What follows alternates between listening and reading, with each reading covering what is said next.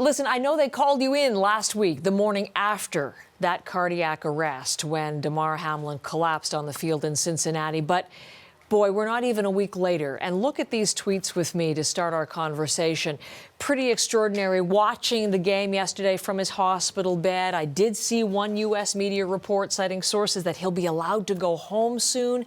Can you tell us about this recovery, Dr. Labos, and what has made it possible?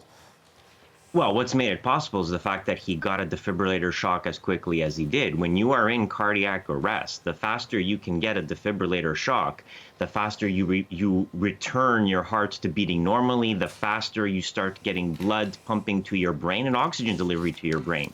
So that's what really makes the difference between having any long-term neurovascular complications or not. If you have a neurological deficit, that is more common the longer you go without a pulse, without a normal heart rhythm. So the fact that he got the defibrillator shock as quickly as he did meant that he probably had no neurological problems whatsoever from the outset, and that the whole 72-hour monitoring period that he went through in hospital was essentially that. It was a monitoring period. They were keeping him sedated just to be careful and to be safe, but he was probably always fine. And he was probably always fine because everything happened as quickly as it did on the field.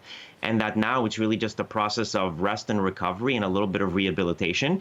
Because the reality is that if you're in bed for a week, you lose a lot of muscle mass. So it'll take a little bit of time for him to retrain and get back to sort of an elite competitive level, because he probably will be able to go home and do regular stuff, but to play again in the NFL, he'll have to just get himself back into shape, as it were, because you fall out of shape very, very quickly if you have a prolonged hospital stay. That is very helpful to understand. I noted a neurologist saying his function was excellent, and now we understand why that was.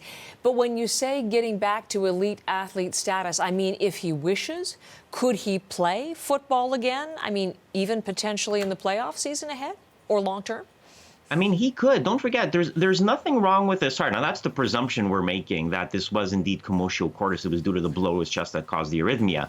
And his doctors haven't suggested anything to the contrary of that, so it's probably true. But if he has no underlying cardiac condition, which he probably doesn't, and if he has no neurological deficit, which it seems like he doesn't, I mean, there's no reason why he couldn't play. Now, whether he wants to or not, that remains to be seen. This is, was obviously a fairly traumatic event for him and his family. I personally wouldn't fault him if he wanted to take some time to sort of reassess and reevaluate where he goes from here.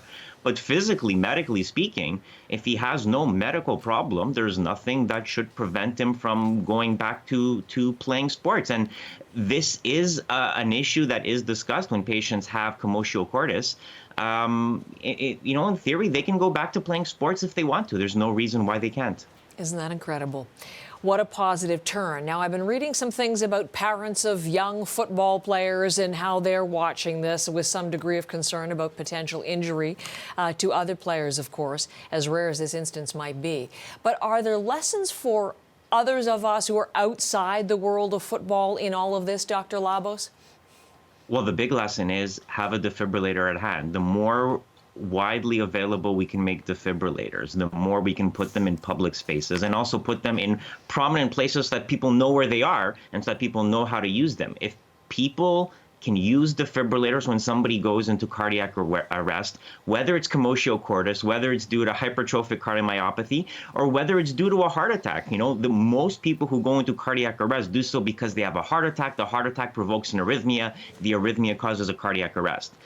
The prognosis for all of these things has improved because defibrillators are now widely available. So whatever the underlying reason, if somebody goes into cardiac arrest, if you're a bystander, if you can get a machine, get it to the patient, hook it up, and have it deliver the appropriate shock when necessary, you're probably going to save a life. So that's, I think, the lesson to take away from this is that we need to make defibrillators as widely available as possible and teach people how they work so that they feel comfortable using them when called upon to do so.